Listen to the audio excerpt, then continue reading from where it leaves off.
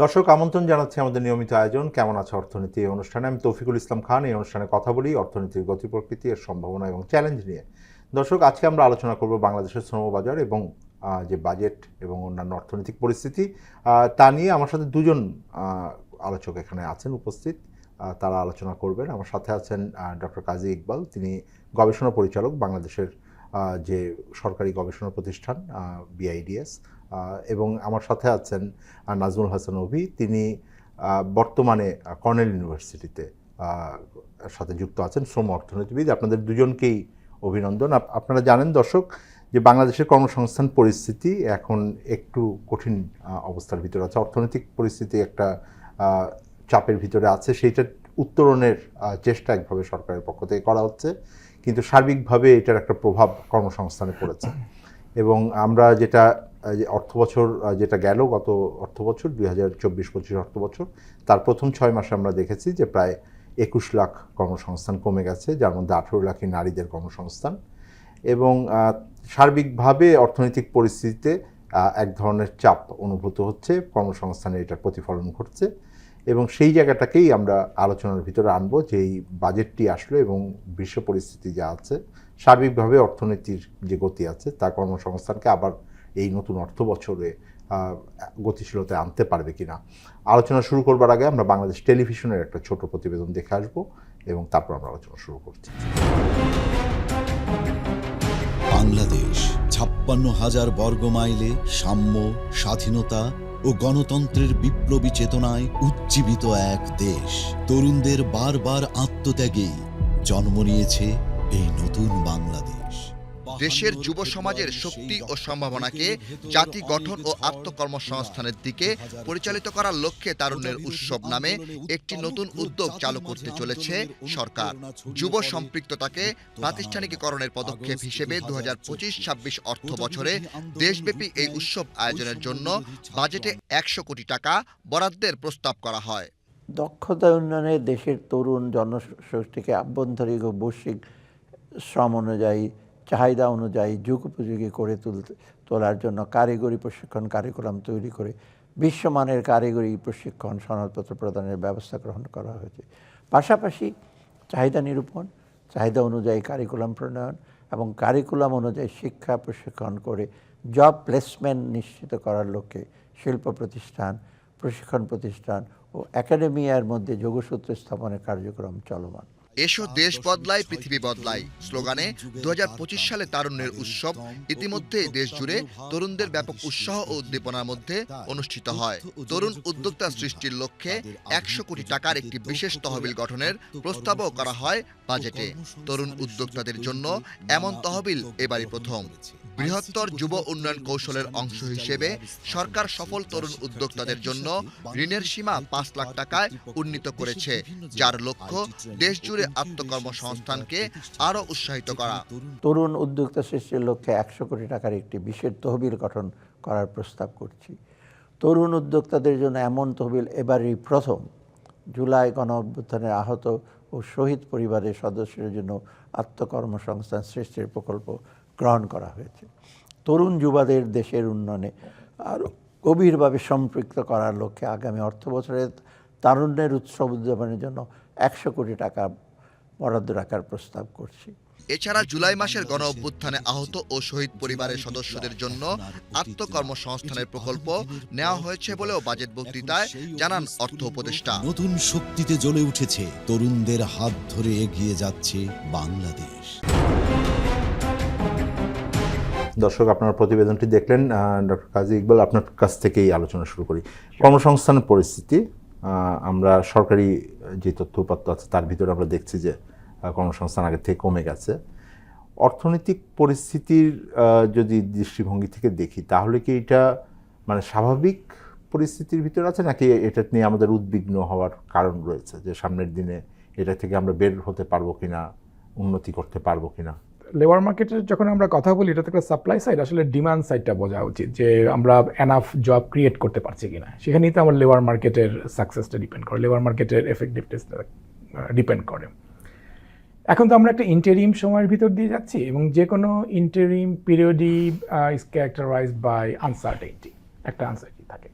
কতদিন সরকার থাকবে, তারপরে কি হবে, এখন যে আমি ইনভেস্টমেন্টে যাব সেটা যাওয়াটা কি ঠিক হবে কি হবে না, একটা অনিশ্চয়তা এখানে কাজ করে।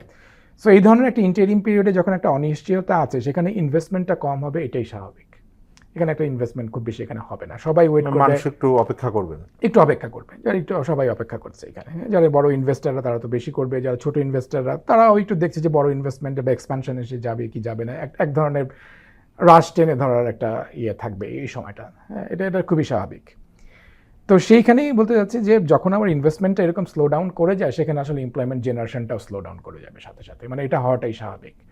এবং সেটা অ্যালার্মিং কি না, যে আপনি যেটা বললেন যেভাবে আমাদের পরিসংখ্যান যেটা বলছে বিবিএস এর, সেটা অবশ্যই চিন্তা করার বিষয়। যে ওইটা যদি বলি যে আপনি বলছেন যে ইনভেস্টমেন্ট রাশ টেনে ধরবে, তাহলে হয়তো আমার নতুন কর্মসংস্থান সৃষ্টি অতখানি হবে না, কিন্তু পুরনো কর্মসংস্থান কমে যাচ্ছে, কারণ নেট তো আমাদের প্রায় 21 লাখ কমে গেছে। তো নেটে তো আমরা কমেই গেছে, নতুন তো বাড়েই নাই। হ্যাঁ, কারণ কর্মসংস্থানে তো দুটোই আছে, একটা পার্মানেন্ট চাকরি, একটা আছে টেম্পোরারি চাকরি। সে আপনি যদি এডিপি ইমপ্লিমেন্টেশন ধরেন, এডিপিতে যারা কাজ করে বিভিন্ন প্রজেক্টে, সে টেম্পোরারি জব, একটা পিরিয়ড পর্যন্ত কাজ করে, তারপরে এদের কাজ থাকে না। এবং আমরা যতটুকু দেখেছি যে এডিপি ইমপ্লিমেন্টেশনের রেটটা অনেক কমে গেছে, হ্যাঁ, আগের পিরিয়ডের থেকে অনেক। তো সেটারও একটা ইম্প্যাক্ট পড়তে পারে। নট নেসেসারি যে যারা রেগুলার জবে ছিল তারা চাকরি হারিয়েছে তা না, অত যারা টেম্পোরারি যারা কাজ করতো তারা হয়তো সেই কাজটা পাচ্ছে না, বা তাদের সেই কাজ পাওয়ার রেটটা হয়তো কমে গেছে। তো সেটার রিফ্লেকশন হয়তো আমরা ডেটাতে দেখতে পাচ্ছি। আর একটা যেটা আপনি বলছেন যে আলোচনার ভিতরে অনেক আসে, কিন্তু আমি যে শেষ পর্যন্ত কর্মসংস্থানে যায়, কিন্তু বাজেটের যেই বক্তৃতা বা তার যেই পরিসংখ্যান, সেখানে তো কর্মসংস্থানের এই বিষয়গুলো খুব বেশি স্থান পায়নি। আমরা যেটা বলি সেটা হলো যে আগে এক সময় কর্মসংস্থানের তথ্যউপাত্ত থাকতো না, ফলে বাজেটে এটা ব্যবহার করার সুযোগ ছিল না। এখন তো 3 মাস পর পর একটা তথ্যউপাত্ত আসে। না, অ্যাবসলিউটলি, মানে কেন এমপ্লয়মেন্ট ফোকাস করে বাজেটটা হলো না, এটা ডিবেটের বিষয়। এটা অবশ্যই ডিবেটের বিষয়, যেখানে আমাদের ডেটা আছে, কেননা আমাদের পভার্টি রিডাকশন বলেন বা এমনি যে কোনো ধরনের ডেভেলপমেন্ট প্রোগ্রাম বলেন, সবগুলোর একটাই বড় উদ্দেশ্য থাকে যে এমপ্লয়মেন্ট জেনারেশন। আমরা যখন এডিপির কথা বলি সেটার সাথে আমাদের একটা বড় ইয়ে থাকে যে এডিপির মাধ্যমে আমরা কতগুলো এমপ্লয়মেন্ট জেনারেট করতে পারবো, পার্মানেন্ট এবং টেম্পোরারি কতগুলো এমপ্লয়মেন্ট জেনারেট করতে পারবো। আমরা যখন প্রাইভেট সেক্টর ইনভেস্টমেন্টের কথা বলি, যখন আমরা কোনো ইনসেন্টিভ দিই, ইনসেন্টিভ দেওয়ার একটা বড় কারণ থাকে যে এটার কারণে আমার বেশ কিছু এমপ্লয়মেন্ট জেনারেট হবে, তাই না?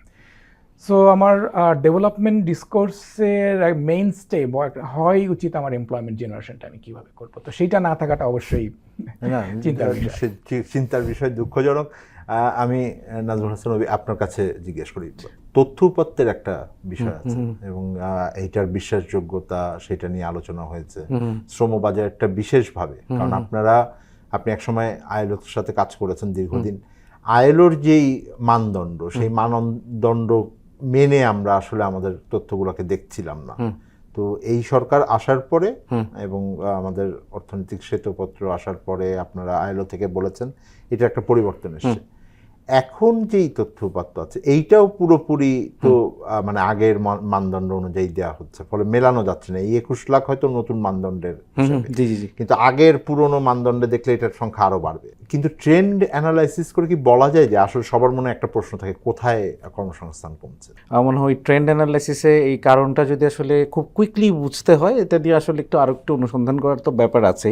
আমরা কিন্তু জানি যে একটা টেনিউর যখন গভর্নমেন্টের 15 ইয়ার্সের রেজিম থাকে, কারণ যখন আমরা মালিক পক্ষের সাথে কাজ করার সুযোগ হয়েছে দীর্ঘদিন আমাদের, তখন কিন্তু দেখা যেত যে ওই পার্টিকুলার পলিটিক্যাল রেজিমের মালিক পক্ষের business, investment, supply chain, value চেইনে ছোট এন্টারপ্রাইজ, বড় এন্টারপ্রাইজ, এটার ডমিনেন্সটা বেশি থাকে।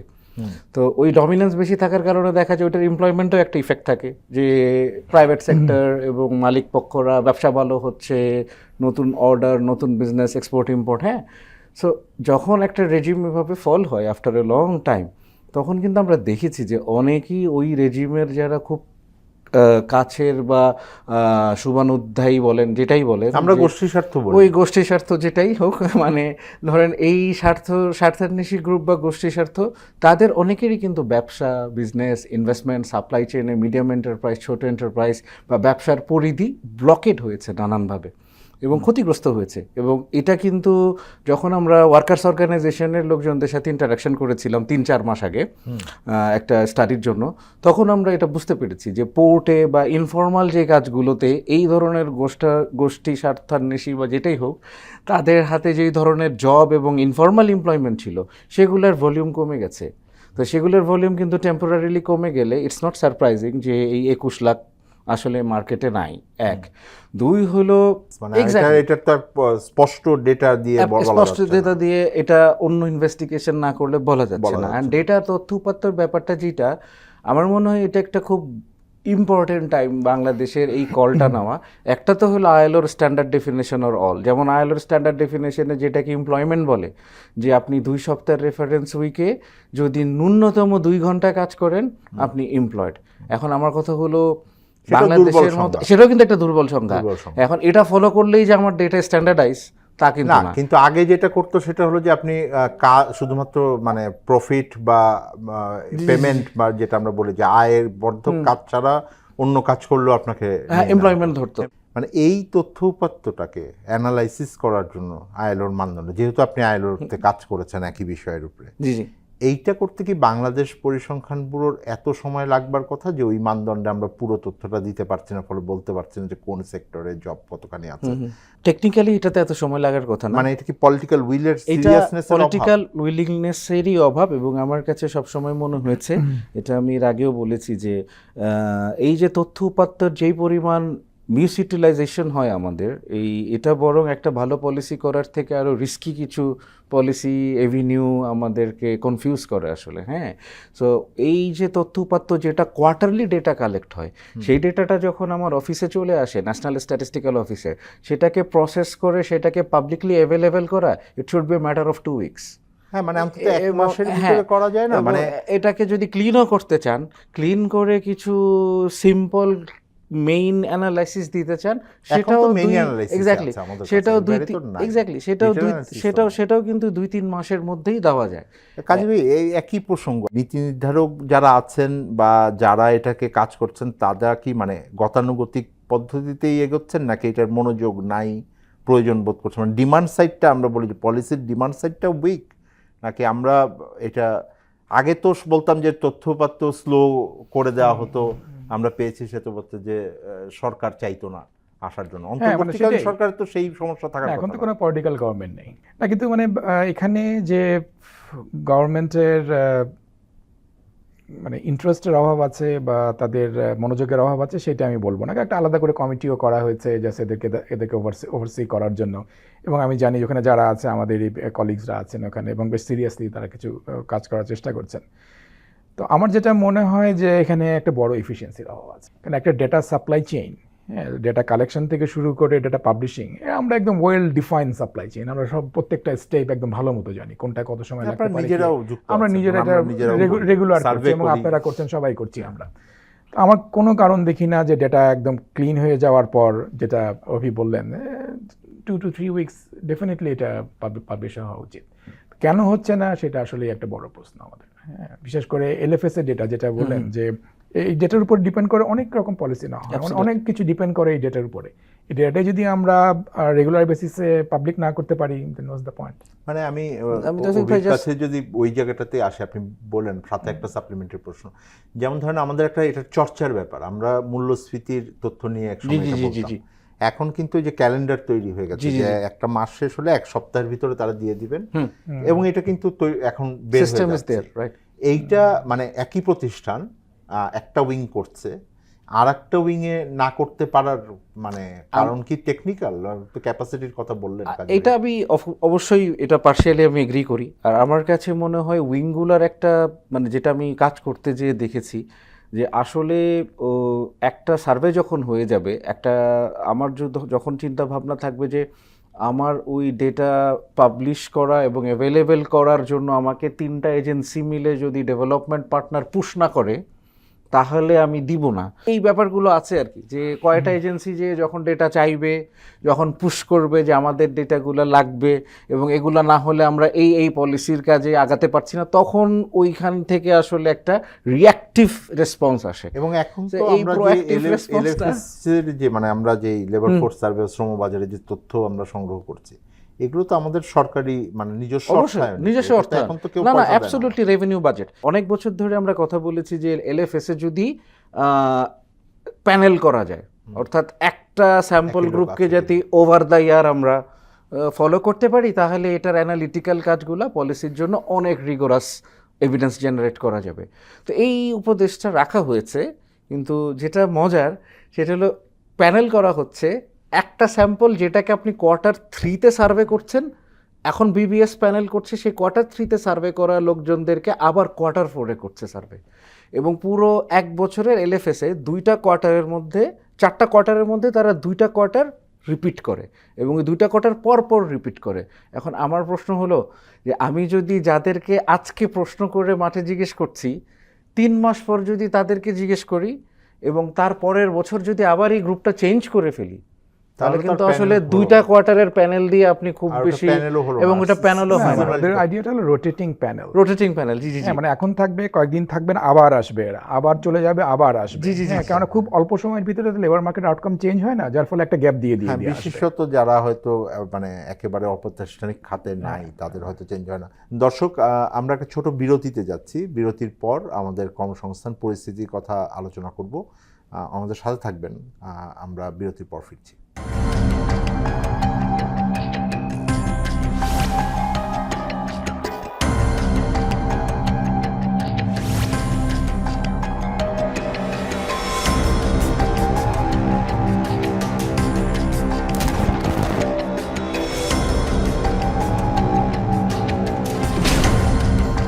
ফ্যাসিবাদের দিনলিপি, প্রযোজনা আফরোজা সুলতানা ও আলমা।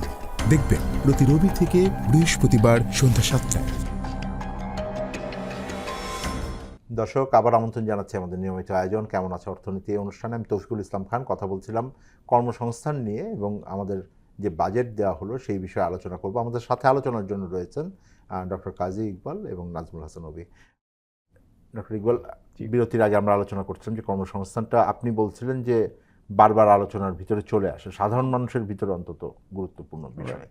এবং সত্যিকার অর্থে যদি একটু 1 বছর আগে ফিরে তাকাই, জুলাই মাসের যেই পরিস্থিতি ছিল এবং সেখানে আন্দোলন যেটা সূত্রপাত হয়েছিল, তার একটা কারণ ছিল হলো যে কোটা যেটা সরকারি পর্যায়ে আছে সেইটা, সুতরাং কর্মসংস্থানের সাথে সরাসরি যুক্ত এবং তরুণদের একটা বড় যোগসূত্র আছে। এবং আমাদের যেই কর্মসংস্থান নেই বলছে আমরা, বেকারত্বের হার তরুণদের ভিতরে এখন সর্বোচ্চ পর্যায়ে আছে।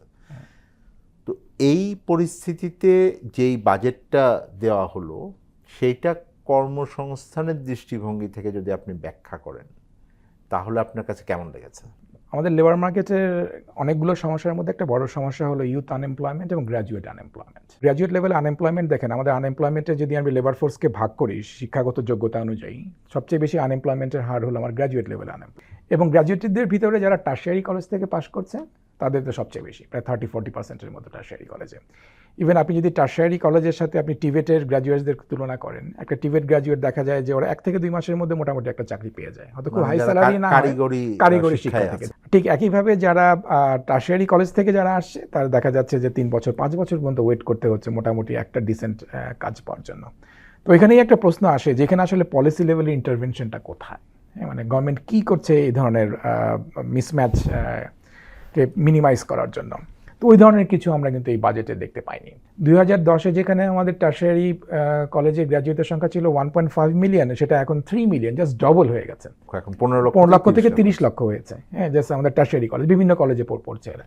এক একটা এলাকা আছে, ডিগ্রি কলেজ থেকে শুরু করে honours college, degree college, honours college, both male female সবাই। ইন্টারেস্টিং, এখানে আপনি gender parity is very high, প্রায় 50-50। 50-50 অফ কোর্স। প্রচুর মেয়েরাও এখন এই ধরনের কলেজে সেই দিক আসছে। থেকে কারিগরি শিক্ষায় নারীদের অংশগ্রহণ কম।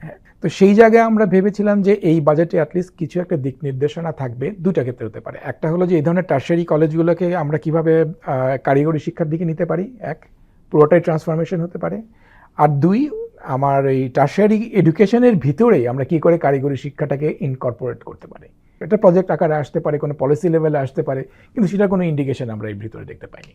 এবং আমাদের যে অ্যাসপিরেশনটা হয়েছে ইউথদের ভিতরে, কারণ এখন বাংলাদেশে একটা বড় অংশ আছে যারা ফার্স্ট জেনারেশন গ্র্যাজুয়েটস এই বিভিন্ন কলেজের মাধ্যমে, তাদের ভিতরে একটা অ্যাসপিরেশন তৈরি হয়েছে, বাবা মার ভিতরে একটা অ্যাসপিরেশন তৈরি হয়েছে যে হ্যাঁ, ছেলেকে আমি এত কষ্ট করে লেখাপড়া করালাম, কিছু একটা করে তো খেতে পারবে সে। এই কাজ না কিন্তু পাওয়ার কারণটা কি? কিন্তু সেইখানে যেটা বললাম মিসম্যাচ, সে গ্র্যাজুয়েট হচ্ছে কিন্তু গ্র্যাজুয়েটদের তো চাকরি নেই এখানে চাকরি আছে হলো যারা ক্লাস 5 পাস, যারা ক্লাস 8 পাস, তাদের এখানে চাকরি আছে। আপনি যদি ক্লাস 5 পাস এবং 8 পাসের এমপ্লয়মেন্ট বা আনএমপ্লয়মেন্ট রেটটা দেখেন, ওখানে খুবই লো।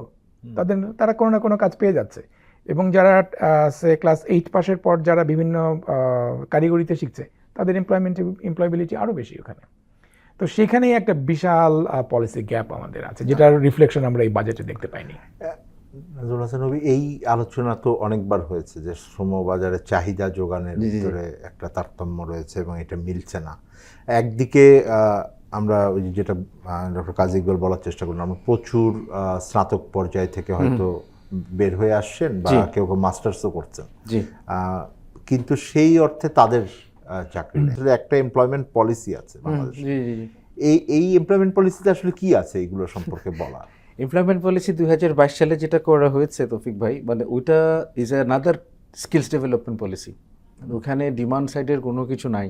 বাজেট বা ফাইন্যান্স মিনিস্ট্রি, ফাইন্যান্স ডিভিশন হচ্ছে এখানে একটা পাওয়ার ডাইনামিক্স আছে। আমাদের দেশে লেবার মিনিস্ট্রি একটা এমপ্লয়মেন্ট পলিসি নিয়ে যখন আসে, লেবার মিনিস্ট্রির আসলে ওই এমপ্লয়মেন্ট পলিসি একা ইমপ্লিমেন্ট করার মতো যে ইনফ্রাস্ট্রাকচার অ্যান্ড মাসেল, ওটা আসলে না, কিন্তু এটা তো মানে সরাসরি হবারও কথা, তার একটা কোঅর্ডিনেটিং রোল, তার একটা কোঅর্ডিনেটিং রোল প্লে করার ইচ্ছা তাদের আছে। এমপ্লয়মেন্ট তার মন্ত্রণালয় তৈরি করবে না, তারা একটা আমরা যেটাকে বলি এনাবলিং এনভায়রনমেন্ট তৈরি করবে যেখানে কর্মসংস্থান। এক্স্যাক্টলি। এবং ওইখানে কিন্তু কোনো কোঅর্ডিনেশন হয় না, কারণ ফাইন্যান্স ডিভিশন যখন বাজেট করে ওইখানে কিন্তু মাথায় রাখা উচিত, যেটা কাজী ভাই বলছিলেন, যে এমপ্লয়মেন্ট ফ্রেন্ডলি একটা বাজেট তখনই হবে যে আমার যে পলিসিটা আছে এইটাকে যদি আমি ইমপ্লিমেন্ট করতে চাই, যেই পরিমাণ জব ক্রিয়েট করা ওখানে প্রমিস করা হয়েছে, বা যেই 7টা না 8টা সেক্টর আইডেন্টিফাই করা আছে যে এই সেক্টরগুলো employment promising sector, potential sector, তো ওইখানের জন্য ওই সেক্টরগুলোর জন্য জব ক্রিয়েট করতে গেলে বাজেট কি, 1।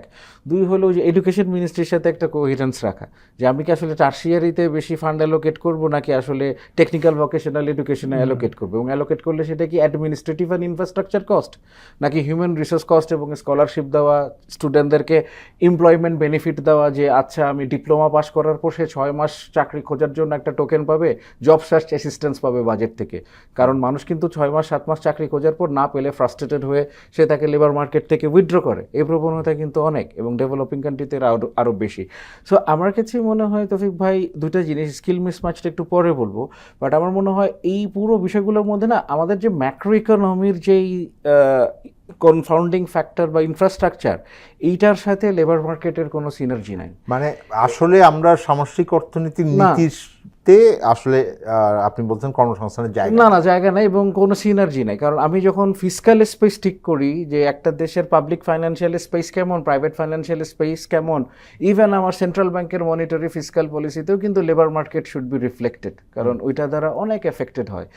ইভেন ধরেন আমরা যখন ইনফ্লেশন নিয়ে সাফার করি তখন আসলে ওটা রিয়েল ওয়েজে কি ইফেক্ট ফেলছে, বা ওয়ার্কাররা কতটুকু আসলে কাজ করে খেতে পারছে বা চাকরি থেকে ঝরে পড়ছে, এই কোঅর্ডিনেশনগুলো পুরো ম্যাক্রো ইকোনমিক ফ্যাক্টরগুলোর সাথে আমাদের লেবার মার্কেটে সিনার্জি কখনোই ছিল না। এবং দুঃখের সাথে আর কি বলতে হয় যে এগুলো নিয়ে অনেক ডেভেলপমেন্ট এজেন্সিরাও কাজ করে না। হ্যাঁ, এখন এটা আমরা এক্সপেক্টও করতে পারি না, কারণ তাদের বিভিন্ন ম্যান্ডেট থাকে, বাট অ্যাটলিস্ট গভর্নমেন্ট ইনস্টিটিউশনগুলো একসাথে কাজ করা যায়। একটা ছোট এক্সাম্পল দিই, একটা ইন্ডাস্ট্রি পলিসি হয়েছে 2022 সালে। সেই ইন্ডাস্ট্রি পলিসিটা পর্যন্ত ঠিক ওই রকম কোনো রকম দিক নির্দেশনা দেয় না যে আমার এই ইন্ডাস্ট্রি পলিসিটা আসলে চাকরি তৈরি করবে। আমি ওই প্রশ্নটাতেই আপনাকে করতে চাচ্ছিলাম, 2022 সালে আপনার একটা আমাদের ইন্ডাস্ট্রি পলিসি হয়েছে, বেসিক্যালি এটা ম্যানুফ্যাকচারিং সেক্টরের পলিসি, আর একটা এমপ্লয়মেন্ট একই বছর হলো না, যে কোনো ধরনের এটার কোঅর্ডিনেশন বলি, সিঙ্ক করা বলি, এগুলোর কি কোনো চেষ্টা হচ্ছে আমার কিনা? অভিজ্ঞতা অনুযায়ী 22-23 আমি ডিরেক্টলি ইনভলভ ছিলাম এই দুইটা প্রসেসের সাথে। কোনো রকম সিঙ্ক করার আমরা অনেক চেষ্টা করেছি, বাট অনেক পরে আসলে যখন দেখা গেল দুইটা পলিসি অলমোস্ট ফাইনাল, তখন তো আসলে দুই মিনিস্ট্রি যদি প্রথম থেকে নিজেদের মধ্যে বসে এটাকে কোঅর্ডিনেট না করে যে দুইটা পলিসিকে কিভাবে কমপ্লিমেন্ট করবে। লেটেস্ট একটা পলিসির কথা বলি, এসএমই পলিসি 2025 এখন তৈরি হচ্ছে। তো এই ড্রাফটিংয়েও কিন্তু এমপ্লয়মেন্টের স্পেস নাই। 2008 বা 6-7 দিকে টেকনিক্যাল ভোকেশনাল এডুকেশন, যেটা কারিগরি শিক্ষা রিফর্মের পর থেকে ওই কর্মসংস্থান আর স্কিলসকে মানুষ মিক্স করে ফেলছে এবং এখন পর্যন্ত সব পলিসিতে এটারই আমি রিফ্লেকশন। এইটার আলোচনায় ফিরবো। দর্শক, একটা বিরতিতে যাচ্ছি, বিরতির পর আবার ফিরবো আলোচনায়। আমরা জানবার চেষ্টা করছি যে আমাদের কর্মসংস্থান এবং দক্ষতা উন্নয়ন এই পরিস্থিতি কি আছে এবং সামনের দিনে এটাকে কিভাবে আরো আমরা সংস্কার করতে পারি। আমাদের সাথে থাকবেন, বিরতির পর ফিরছি। ডেঙ্গু থেকে সাবধান। ডেঙ্গুর লক্ষণসমূহ: তীব্র জ্বর এবং মাথা ব্যথা, চোখে ব্যথা হওয়া বা আলোর দিকে তাকাতে সমস্যা হওয়া, মাংসপেশি এবং হাড়ের সংযোগস্থলে প্রচণ্ড ব্যথা হওয়া, শরীরের চামড়ায় লালচে ছোপ বা র্যাশ ওঠা, বমি ভাব বা বমি হওয়া এবং খাওয়ায় অরুচি হওয়া। ডেঙ্গু প্রতিরোধে করণীয়: মশা তাড়ানো ঔষধ বা স্প্রে ব্যবহার করুন। মশার কামড় থেকে দূরে থাকতে দিনের যে কোনো সময়ই ফুলহাতা জামা বা প্যান্ট পরিধান করুন। দিনে বা রাতে যে কোনো সময় ঘুমাতে গেলে মশারি ব্যবহার করুন। ফুলের টবে বা অন্য কোনো স্থানে বদ্ধ পানি থাকলে তা পরিষ্কার করুন। ঘরের আনাচে কানাচে অন্ধকারাচ্ছন্ন জায়গায় মশার ঔষধ বা স্প্রে ব্যবহার করুন। ডেঙ্গু প্রতিকারে করণীয়: ডেঙ্গু আক্রান্ত ব্যক্তিকে অবশ্যই মশারির ভেতরে রাখুন। অতি দ্রুত আক্রান্ত ব্যক্তিকে নিকটস্থ হাসপাতালে নিয়ে যান বা ডাক্তারের পরামর্শ নিন। জ্বরে প্যারাসিটামল ব্যতীত অন্য ব্যথানাশক ঔষধ খাওয়া থেকে বিরত থাকুন। রোগীকে বেশি তরল খাবার খাওয়ান। বিশ্রাম নিন এবং রক্তচাপ কমে যাচ্ছে কিনা তা নিয়মিত পরীক্ষা করুন। আপনার বাসা এবং আশেপাশে জমে থাকা পরিষ্কার পানিতে বংশবিস্তার করে এডিস মশা। তাই বাসার ভেতর ও আশেপাশে পানি জমার স্থান চিহ্নিত করে 2-3 দিন পর পর পরিষ্কার করুন। সচেতন হন, সুস্থ থাকুন। দর্শক, আমন্ত্রণ জানাচ্ছি আমাদের নিয়মিত আয়োজন কেমন আছে অর্থনীতির আজকের পর্বে। আজকে শেষ ভাগে আছি আমাদের আলোচনার। আমরা আলোচনা করছিলাম কর্মসংস্থান নিয়ে। আমি তৌফিকুল ইসলাম খান, কথা বলছিলাম ডক্টর কাজী ইকবাল এবং নাজমুল হাসান নবীর সাথে।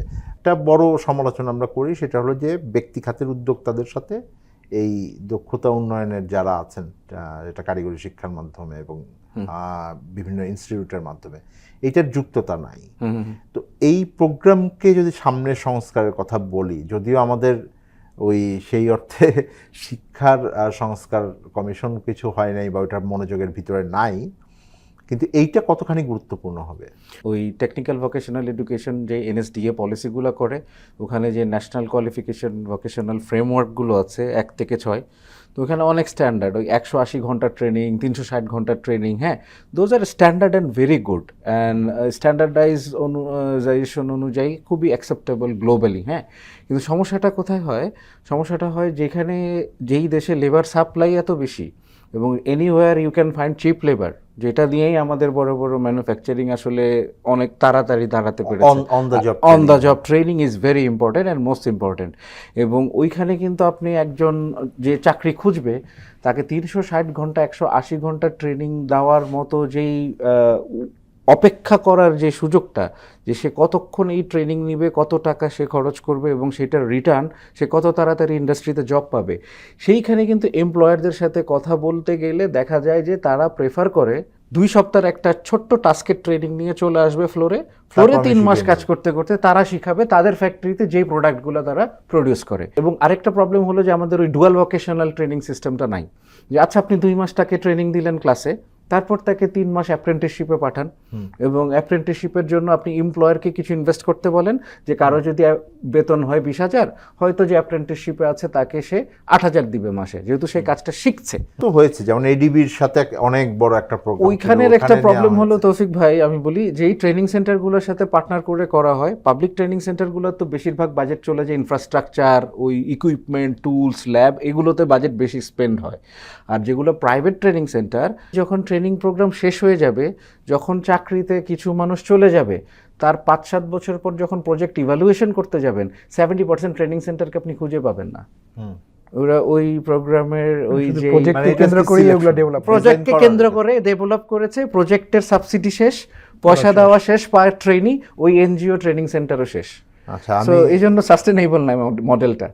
কাজী ইকবাল, আমি খুবই আশা নিয়ে দেখেছি যে আমাদের অন্যতম বৃহত্তম রাজনৈতিক দল বাংলাদেশ জাতীয়তাবাদী দল বিএনপি, তারা কর্মসংস্থানকে খুব গুরুত্ব দিবেন বলে বলছেন, এবং তারা যেটা বলছেন যে 18 মাসে প্রায় 1 কোটির মতন চাকরি তারা তৈরি করবেন। আমার কাছে মনে হয়েছে যে এটা একটু ওভার অ্যাম্বিশিয়াস, কিন্তু আমি যদি এটাকে ইতিবাচকভাবে ধরি, কর্মসংস্থানের প্রতি আগামী দিনের রাজনৈতিক দলের বা নির্বাচনী ইশতেহারগুলোর একটা ফোকাস থাকবে, কি ধরনের রেকমেন্ডেশন দিবেন, কোন জায়গাগুলোয় ফোকাস করতে হবে? কারণ একদিনে এই পরিবর্তনগুলো হবে না, কিন্তু যদি ওভার দ্য 5 বছরের জন্য যদি একটি সরকার আসেন এবং নতুন একটা উত্তরণ আমরা দেখি আমাদের রাজনৈতিক সংস্কৃতিতে, 5 বছরের ভিতরে কোন জায়গাগুলোতে আপনি সংস্কার করতে বলবেন? পলিটিক্যাল পার্টিগুলো এখন বুঝতে পারছে যে এই জায়গাতে তাদের একটা কমিটমেন্ট করতে হবে। এটাকে আমি অবশ্যই একটা ইতিবাচক দিক হিসেবে দেখছি। হয়তো নাম্বারটা হয়তো বেশি, হয়তো সেখানে আরও রিয়েলিস্টিক হওয়ার সুযোগ আছে, but that's a very good point. Abhi যেখানে শেষ করলো সেখান থেকে আমি 2টো পয়েন্ট একটু বলতে চাচ্ছি, যে আমাদের মানে পলিসিগুলোর যে মিস অ্যালাইনমেন্টগুলো, আমাদের তো আগে যেটা ছিল যে একটা লং টার্ম প্ল্যান ছিল, 5 ইয়ার প্ল্যান বলেন, 10 ইয়ার্স একটা প্ল্যান ছিল। ওই প্ল্যানের সাথে consistent education policy, TVET policy, employment policy, SME policy সেটা কখনোই ছিল না আমাদের।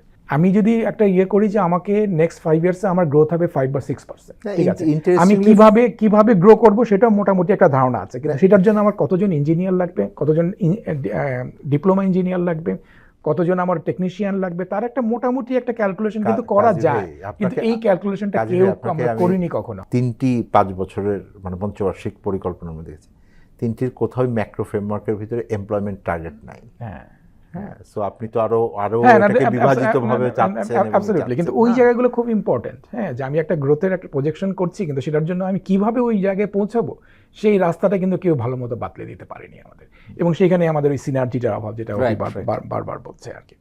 তো আপনি বলছেন যে এখন যদি পলিটিক্যাল গভর্নমেন্টের যে ডিবেটগুলো হবে সামনে, ডেফিনেটলি আমরা একটা ডিবেট দেখতে পাবো, বিভিন্ন পলিটিক্যাল পার্টি তাদের পলিসি নিয়ে হয়তো আলোচনা করবে। তো সেখানে অবশ্যই এমপ্লয়মেন্ট একটা বড় জায়গা দখল করে রাখবে। তো সেখানে কি ধরনের পলিসি আমাদের লাগবে, যেটা একটু আগে আমরা বললাম যে একটা ম্যাসিভ ইনভেস্টমেন্ট লাগবে আমাদের এই কারিগরি শিক্ষাতে, কমপ্লিট ওভারহোলিং আমাদের লাগবে। হ্যাঁ, সেটা একটা লং টার্ম প্ল্যান, হ্যাঁ, সেটা 5 থেকে 10 বছরের ভিতরে আমাদের একটা ম্যাসিভ একটা ওভারহোলিং আমরা করতে হবে আমাদের। তো সেই জায়গায় আমাদের একটা পলিটিক্যাল কমিটমেন্ট আমাদের দরকার হবে। আমাদের যে টার্সিয়ারি এডুকেশন সিস্টেম আছে সেটাকে কিভাবে ভেঙে, টার্সিয়ারি এডুকেশনের টার্সিয়ারি কলেজ যে সিস্টেমটা আছে সেটাকে ভেঙে আমরা কিভাবে এই ধরনের টিবেট বা কারিগরি শিক্ষার দিকে আনতে পারি, সেটা হবে একটা বড় কাজ। 2 হলো আমাদের গুণগত মান করা। আমরা জানি যে আমাদের শিক্ষা ব্যবস্থায় একটা অ্যাকিউট লার্নিং ডেফিসিয়েন্সি আছে, এটা নিয়ে আমরা বিআইডিএস থেকে অনেক গবেষণা হয়েছে, বারবার আমরা এই কথা বলেছি। ক্লাস 5-এর একটা ছেলে বা মেয়ে এখনও সে ঠিকমতো একটা সেন্টেন্স লিখতে পারে না বা পড়তে পারছে না, সে লিটারেসি নিউমেরাসি স্কিল নেই, মানে গ্রেড ওয়াইজ যে কম্পিটেন্সি লেভেল আমরা যেটা বলি সেটা সে কখনোই অর্জন করতে পারছে না। তো সেই জায়গায় আমাদের একটা বড় ইনভেস্টমেন্ট লাগবে। তো সেটা কীভাবে হবে সেটা নিয়ে অনেক আলোচনা হওয়া দরকার, সেটা নিয়ে ডিবেট হওয়া দরকার। তো আমি সেই জন্য আমি 2টো জায়গায় বলবো যে পলিটিক্যাল পার্টিগুলো যাতে ওই 2টোর দিকে মনোযোগ দেয়। একটা হলো আমার গুণগত মান উন্নয়ন শিক্ষার, 2 হলো আমার কারিগরি শিক্ষা। যেহেতু আমি ইন্ডাস্ট্রি নিয়ে কাজ করি, বাংলাদেশে কোনো ভালো ইন্ডাস্ট্রিয়াল পলিসি নেই। আপনি যেটা বললেন ইন্ডাস্ট্রিয়াল পলিসি বলতে আমি বোঝাচ্ছি না যে this is the priority sector, this is the thing. Industrial policy বলতে বোঝাচ্ছে যে যেখানে গভর্নমেন্টের একটা অ্যাক্টিভ রোল থাকবে ইন্ডাস্ট্রিগুলোকে এগিয়ে নিয়ে যাওয়া। পৃথিবীতে এমন কোনো উদাহরণ নেই যে কোনো একটা কান্ট্রি ইন্ডাস্ট্রিয়ালাইজড হয়েছে গভর্নমেন্টের হেল্প ছাড়া। সেটা আপনি ইস্ট এশিয়ান কান্ট্রি বলেন, ইউএসএ, আমেরিকা তো অবশ্যই আছে। সবারই একটা স্ট্রং ইন্ডাস্ট্রিয়াল পলিসি ছিল। আপনি যদি কোরিয়ানটা দেখি, আমাদের খুব বেশি দূরে যাওয়ার দরকার নেই, আমরা শুধু কোরিয়ান এবং কোরিয়া তো ডাইরেক্টলি ইস্ট এশিয়ান কান্ট্রিগুলোর এক্সপিরিয়েন্সগুলো দেখি যে ওরা কিভাবে ইন্ডাস্ট্রিয়াল পলিসি এবং এডুকেশন পলিসিকে হ্যান্ড ইন হ্যান্ড দুটোকে এগিয়ে নিয়ে গেল। হ্যাঁ। ইভেন এখন কাম্বোডিয়া আর ডুইং অনেকে করছে, প্রচুর এক্সাম্পলস আছে আমাদের সামনে, হ্যাঁ, যে আমরা 4-5টা ইন্ডাস্ট্রিকে আইডেন্টিফাই করে ওই ইন্ডাস্ট্রিগুলোকে পুশ করে এগিয়ে নেওয়া যাওয়া, এবং সেইটার জন্য আমার কি করতে হবে, হিউম্যান ক্যাপিটাল থেকে শুরু করে টেকনোলজি শুরু করে সবকিছু ম্যানেজমেন্ট সবকিছু নিয়ে আমরা একসাথে আগানো।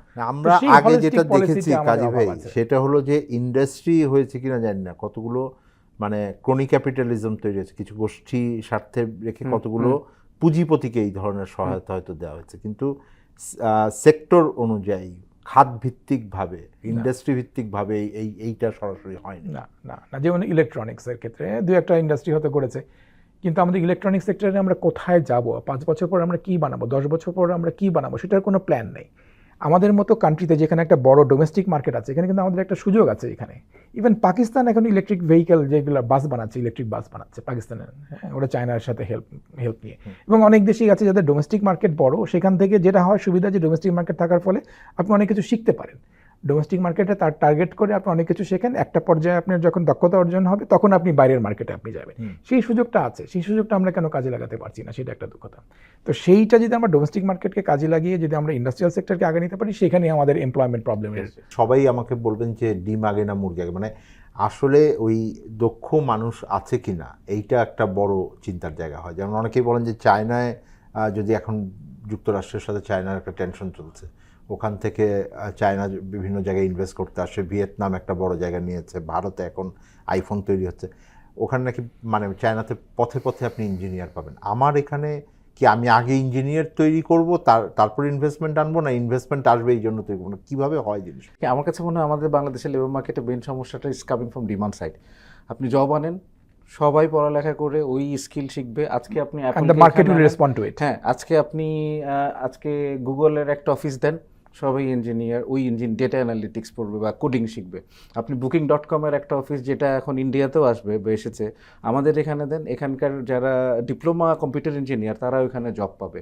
সো এবং আরও অনেকে ওইসবে ইন্টারেস্টেড হয়ে পড়বে। সো আমার কাছে মনে হয় বাংলাদেশের লেবার মার্কেট, যেখানে আসলে এত বেশি অ্যাডিশনাল লেবার ফোর্স, যেখানে মানুষ চাকরি খুঁজে পাওয়াটাই হলো প্রথম চ্যালেঞ্জ, টিকে থাকা, ভালো করা, স্কিল গেইন করা, দিস কামস লেটার, যখন আপনার জব থাকবে।